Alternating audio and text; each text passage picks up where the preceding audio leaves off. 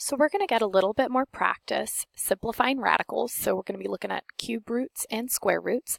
So I'm just going to start off with a very basic square root. So I want to take the square root of 75. Well, 75 ends with a 5. So now I know that it's divisible by 5. So 75 divided by 5 is 5 times 15. 5 cannot be simplified any further. It doesn't have any factors besides 5 and 1. 15 can be simplified into 5 times 3, and those are both completely simplified. Since it's a square root, I'm looking for groups of 2. Okay. Well, I see I have a group of 2 5s here. 3's all by itself, so can't do anything with that. The group of 2's comes to the outside of the radical, group of 5s, sorry, 2 groups of 5. 5, and then all that's left on the inside is this 3. So our final answer is 5 square root 3. Now, if we want to check our work, we can kind of go backwards. So if we're taking the square root, here's what we do. If I have 5 root 3, I know I want it to eventually be the square root of 75. So here's how we check. Since this is a square root, I'm going to take 5 squared, and then I'm going to multiply it by that inside number 3. Order of operations tells me to do the exponent first. 5 squared is 25 times 3 equals 75. And that's what we want. So we've checked that is correct, and our final answer is this. Now let's try the square root of a larger number. So let's say we had the square root of 600. Okay, so we can break this down into 6 times 100. 6 can be broken down into 3 times 2. Those are done. Now 100 I can break down into 10 times 10. Now of course 10 can be broken down even further. However, since this is a square root, we're looking for groups of 2. If I see right there that I have 2 10s, then we can actually stop here and I can say, well, I have a group of 2 10s. I don't have a group of anything else. These 10s are going to go on the outside, 10 square root. The 3 and the 2 are left on the inside. Almost done. Let's simplify. 10 root 6. Using the same method that we did for the last example, let's check our work. So if we start with 10 root 6, we should be able to square 10, since this is a square root, and multiply it by 6. And we want to get our original 600. 10 squared is 100. Times 6 equals 600. So we've checked off our answer, 10 square root 6. Let's try our square root with some variables. So square root of 30 and x to the third. All right, let's break down 30. I've got 2 and 15. 2's done. 15 is 5 times 3. I'm looking for pairs, but I don't have pairs of anything. So that tells me that all of these numbers, 2, 5, and 3, all stay on the inside. So for our answer, we're going to have 2 times 5 times 3.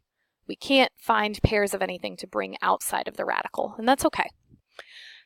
When I have x cubed is literally saying x times x times x. And we say this because let's say we're talking about 2 cubed. Well, 2 cubed is just 2 times 2 times 2. So it's the number, the base, multiplied by itself the number of times the exponent is. So x cubed is x times x times x. It's a square root, looking for groups of 2. I have 2 x's right there. So those can go on the outside. And then there's 1 x left on the inside. We're almost done. Let's simplify this a little bit further. X on the outside, square root. 2 times 5 is 10 times 3. So 30 could not be reduced. There's our final answer. And we can certainly check our work. If we have x root 30x. The same rules apply here for checking. So since it's a square root, we're going to take the outside number x, we're going to square it, and then we're going to multiply it by 30x, whatever's on the inside. Well, x squared times x times 30, those are all the same because of the commutative property of multiplication. X squared times x is x third times 30, or 30 x third, and that's what we wanted. That one's a little bit more complicated checking it, but if you notice when we multiplied these two x's here and here, we almost, like x had a 1 and we almost added those exponents. We'll get more into that later on in the year. But the important thing is that we can simplify that radical. Let's try another with some variables. Square root of, let's do the square root of 100. X to the third and y to the fourth. Okay, 100, that's 10 and 10. I'm looking for groups of 2, so I actually have a group of 2 right there. I've got 2 10s. So I can go ahead and pull that on the outside. Leave myself a little space right here. Okay. All right, let's look at our x's. X cubed can be broken into x times x times x. Y to the fourth is saying 4 y's. 1, 2, 3, 4. Or y multiplied by itself 4 times. We're looking for groups of 2. How many groups of 2 x's? 1. So one goes on the outside, one stays on the inside. That's this guy. There's a group of 2 y's. And there's a group of 2 y's. So we have 10x times y times the square root of x. These 2 y's right here are not simplified. What's the easier way to say y times y? We could write it as y squared, square root of x. And that's our final answer. For this next one, I'm going to throw something a little different at you. Let's say I have the square root of 121. What is that? That's 11, right? 121 is a perfect square, so that's pretty nice. What if I had the negative square root of 121? Well, it's really just asking for the negative square root of 121, which is 11. Now, if the negative were on the inside, like this, our calculator would give us an error. So this we can't really do. But if it's on the outside, it means that we simplify the inside and then apply the negative to the outside. So we'll do a couple more examples of that. Let's say we have the negative square root of 169. Well, the square root of 169 is 13, and just bring that negative on down. The negative square root of 100 is just negative 10. Okay? Let's practice some cube roots, and then we'll be done. Cube root of 135. Now, I don't have all my cube roots memorized, but one thing that helps me is to write them down. So I know 1 cubed is 1, 2 cubed, sorry, that should be cubed, not squared, is 8, 3 cubed is 27, 4 cubed is 64, 5 cubed is 125, and 6 cubed is 216. I was just checking in my calculator. Okay. So if I'm looking for factors of 135, I'm going to check to see if any of these are cubes. Well, 216 is too large, so can't be that. 125 is not a factor of 135. Let's check the other ones. Let's see if 135 has a factor of 64. I'm going to check 135 divided by 64, and 64 is not a factor. Let's try 27. 135 divided by 27, and there is a factor. So 135 can actually be broken down to 27 times 5. 5 is done. We cannot factor that any further. It's prime. 27 can be factored, though. In fact, it's a perfect cube. That's why we wanted to check it. 27 can be factored into 9 times 3. 3 is prime. And 9 is factored into 3, not 9. 3 times 3. Okay. Since this is a cube root, we're looking for groups of 3. Do we see any groups of 3? Scoot those out of the way. Yeah.